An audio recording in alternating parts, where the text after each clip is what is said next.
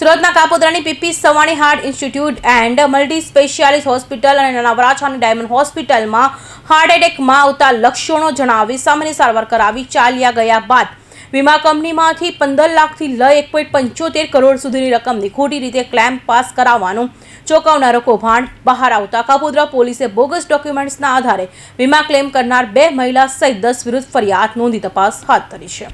સુરતના કાપોદ્રામાં P P Savani heart institute and multi specialist hospital ગત દિવસોમાં કેતન ઢોલરિયા, જયાબેન ચોડવડિયા, બિપિન ભંડેરી, કમલેશ સુહાગિયા, સતીશ ધડુક અને પ્રતિક વઘાસિયાની ક્રિટિકલ બીમારીની સારવાર માટેની ક્લેમની ફાઇલ ક્રોસ વેરિફિકેશન માટે આવી હતી, જેથી હોસ્પિટલના વહીવટી તંત્ર દ્વારા તમામ દર્દીઓને હિસ્ટ્રી ચેક કરાતા જાણવા મળ્યું હતું કે જે તે દર્દી જુદી જુદી તારીખે છાતીમાં દુખાવો, ગભરામણ, પરસેવો છૂટી જવો, ડાબા હાથમાં દુખાવો, ઉબકા એટલે કે હાર્ટ એટેકના લક્ષણો જણાવી સારવાર માટે આવ્યા હતા. ડોક્ટર દ્વારા હાર્ટ એટેકની સોનોગ્રાફી અને બ્લડ ટ્રાયોપોનિનટીના રિપોર્ટની સલાહ આપવામાં આવી હતી, પરંતુ દર્દી અને તેના પરિજનોએ સારવારનો ઇનકાર કરી ચાલ્યા ગયા હતા. ત્યારબાદ તે જ દિવસે સાંજે ટ્રાયોપોનિનટીનો રિપોર્ટ કરાવ્યો હતો, પરંતુ કાર્ડિયોગ્રામના રિપોર્ટ હોસ્પિટલનો ન હતો અને જે ક્લેમ ફોર્મ પાર્ટ બી ભરવામાં આવ્યું હતું તે હોસ્પિટલ દ્વારા ભર્યું ન હતું અને સહી સિક્કા પણ બોગસ હતા, જેથી હોસ્પિટલના સત્તાધીશો ચોંકી ગયા હતા. 3 મહિના પહેલા બજાજ કંપની વીમાના લોકો હોસ્પિટલ ઉપર જે ક્લેમ્પો થતા હોય છે એ ફાઇલ લઈને અમારી હોસ્પિટલ ઉપર આવ્યા અને અમે જોયું તો આ હોસ્પિટલના ફાઇલ હતી, એમાં કાર્ડિયોગ્રામ, દવા, પ્રિસ્ક્રિપ્શન, અહીંનો લેબનો રિપોર્ટ, આ બધી જ વસ્તુઓ હોસ્પિટલના નામ ઉપર હતું. પરંતુ અંદર ડીપ કરતાં તપાસ કરતાં જાણવા મળ્યું કે આ પેશન્ટ જ્યારે અહીંયા આવેલા ત્યારે પેશન્ટ ફક્ત બપોરના ટાઈમે આવે છે, મારે છાતીમાં દુખાવો થાય છે એવી કમ્પ્લેન કરે છે. એટલે એમડી ફિઝિશિયનને બતાવવા જાય ને એમડી ફિઝિશિયન ક્લિયર લખી આપે દવા પણ, અને એ દવાનું પ્રિસ્ક્રિપ્શન પણ એમાં છે કે નોર્મલ છે, કોઈ હાર્ટ એટેક કોઈ પણ પ્રકારનું કંઈ થયેલું નથી. આ દવા લખી દીધા પછી પરણે એ લોકો કાર્ડિયોગ્રામ પણ કાઢ્યા, પણ કાર્ડિયોગ્રામ પણ નોર્મલ છે એમ ડૉક્ટર પણ બતાવે છે. પરંતુ આ બધી પ્રોસેસ કર્યા પછી બપોરના સમય દરમિયાન બ્લડ લઈને આવે, આ પેશન્ટ ફાઇલના નામે એ બ્લડ ટેસ્ટ કરાવે, આ બધા રિપોર્ટ એકત્રિત કરીને પછી ડુપ્લિકેશન રિપોર્ટો ઊભા કરે, ખાસ કરીને કાર્ડિયોગ્રામ, દવાનું પ્રિસ્ક્રિપ્શન, દવા જે મેડિકલ ફી લીધી હોય એ બધું. તો આ બધાના આધાર ઉપર વ્યક્તિ દ્વારા, કોઈ એજન્ટ દ્વારા કંપનીની અંદર ક્લેમ કરવામાં આવે કે આમને હાર્ટ એટેક આવ્યો અને 45 લાખનો કે 25 લાખનો ખર્ચો આવ્યો છે.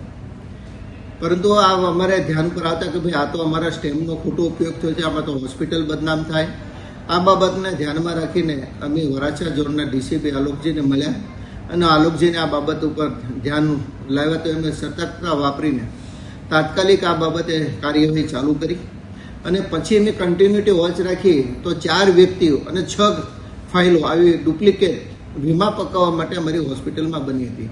અને સેમ આ બધી જ પ્રોસેસ એમાં છેલ્લે તો એક વ્યક્તિને અમે ધ્યાન ઉપર રાખ્યું તો એનો વિડીયો ક્લિપ પણ અમારી આગળ છે. એટલે આવા ખોટા રિપોર્ટિંગ ઊભું કરીને અને વીમા પકવીને ખોટી માલ પ્રેક્ટિસ કરતા હોય એવું અત્યારે દેખાઈ રહ્યું છે. આજે ડાયમંડ હોસ્પિટલ તરીકે જાણીતી માતૃશ્રી રામુબા તેજાણી એન્ડ માતૃશ્રી શાંતાબા વિડિયા હોસ્પિટલમાં નયન દેસાઈ, જગદીશ કાછડિયા, ઘનશ્યામ પેઘડિયા અને અરુણ ભટ્ટની ક્રિટિકલ બીમારીના સારવાર માટેની ક્લેમની ફાઇલ ક્રોસ વેરિફિકેશન માટે આવી હતી, જેથી વહીવટી તંત્રે તપાસ કરતા નયન દેસાઈએ હાર્ટ એટેક જેવા લક્ષણ જણાવ્યા હતા, પરંતુ કાર્ડિયોગ્રામના દર્દીને કોઈ તકલીફ જણાઈ ન હતી અને હોસ્પિટલના સજેશન વગર મેડિકલ સ્ટોરમાંથી હાર્ટ એટેકનું ઇન્જેક્શન લીધું હતું અને બ્લડ સેમ્પલ પણ અન્યનું આપવામાં આવ્યું હતું. જ્યારે જગદીશ કાછડિયા, ઘનશ્યામ પેઘડિયા અને અરુણ ભટ્ટની ક્લેમ ફાઇલમાં હોસ્પિટલના કન્સલ્ટિંગ કેસ પેપરો હતા, પરંતુ તેમાં લખવામાં આવેલી હિસ્ટ્રી હોસ્પિટલના ડૉક્ટર દ્વારા લખવામાં આવી ન હતી અને ડોક્યુમેન્ટ્સ ઉપરના સહી સિક્કા પણ બોગસ હતા, જેને પગલે બંને હોસ્પિટલના એડમિનિસ્ટ્રેટર દ્વારા કાપોદ્રા પોલીસમાં ફરિયાદ, બોગસ ડોક્યુમેન્ટના આધારે ખોટી રીતે ક્લેમ કરનાર વિરુદ્ધ ફરિયાદ નોંધાવી છે. ચેસ્ટ પેઇનની ફરિયાદ કરતા હોય છે તો અમે એનો કાર્ડિયોગ્રામ કાઢતા હોઈએ છીએ અને કાર્ડિયોગ્રામ નોર્મલ હોય તો રનિંગ દવા જે બી લખીને એમને જવા દેતા હોય છે. પણ આવા દર્દી અમારા નામની હોસ્પિટલમાં ફાઇલ કઢાવે, ઇસીજીનો ચાર્જ ભરે, ફાઇલનો ચાર્જ ભરે અને એક વખત આખું ફાઇલ રેડી બનાવે અને પછી એ ફાઇલનો ઉપયોગ અમારા ઇસીજી બદલી નાખવામાં આવે. અમે જે ઇન્જેક્શન, જે હૃદયના એટેકમાં વપરાતું ઇન્જેક્શન અમે ન પ્રિસ્ક્રાઇબ કર્યું હોય છતાં બી મેડિકલમાંથી ડાયરેક્ટ લઈ લઈએ છીએ. અમે કોઈ એટેકનો લોહીનો રિપોર્ટ એડવાઇઝ ના કરેલો હોય તો બી એ રિપોર્ટ ડાયરેક્ટ પોતાની રીતે કરી નાખતા હોય છે આવી રીતે નોર્મલ કેસમાં પોતાને એટેક આવ્યો છે એવું પ્રૂવ કરીને કંપની પાસે લમસમ મેડિક્લેમ જે ક્રિટિકલ ઇલનેસ પોલિસી કહેવાય છે એમનો લાભ લેવા માટે ફાઇલ મૂકતા હોય છે. અમારા ધ્યાનમાં એ આવ્યું કંપની દ્વારા ક્રોસ વેરિફિકેશન પર કે તમારે આવું દર્દી આવેલું છે કોઈ, તો ક્રોસ વેરિફિકેશનમાં જાણવા મળે છે કે અમારા આ પ્રકારના કોઈ ઇસીજી નથી. અમારા ડોક્ટરે અમુક કેસમાં તો અમારા ડોક્ટર દ્વારા દર્દી ચેક બી નથી કરવામાં આવેલું. અમારા કેસ પેપરમાં પોતાની રીતે લખીને ક્લેમ પાસ કરાવેલા છે. એવી રીતે ટોટલ 4 વ્યક્તિના અલગ અલગ 6 ક્લેમ અમારી પાસે છે.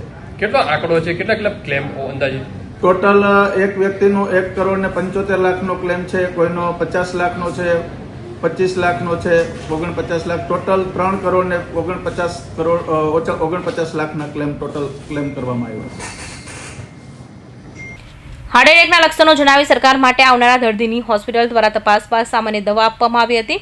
ઉપરાંત બ્લડ રિપોર્ટ, હાર્ટની સોનોગ્રાફી અને કાર્ડિયોગ્રામ કરાવવામાં કહ્યું હતું, પરંતુ દર્દી અને પરિવારજનો દ્વારા ઇનકાર કરવામાં આવ્યો હતો. પરંતુ હાર્ટ એટેકના લક્ષણો જણાવી સારવાર લીધી હતી. તે કેસ પેપરના આધારે સમગ્ર સારવારના બોગસ ડોક્યુમેન્ટ્સ તૈયાર કરવામાં આવ્યા હતા. સમગ્ર કૌભાંડ પાછળ વીમા કંપનીના એજન્ટની મહત્વની ભૂમિકા હોવાનું ચર્ચાઈ રહ્યું છે. Bureau report, Hind TV news, Surat.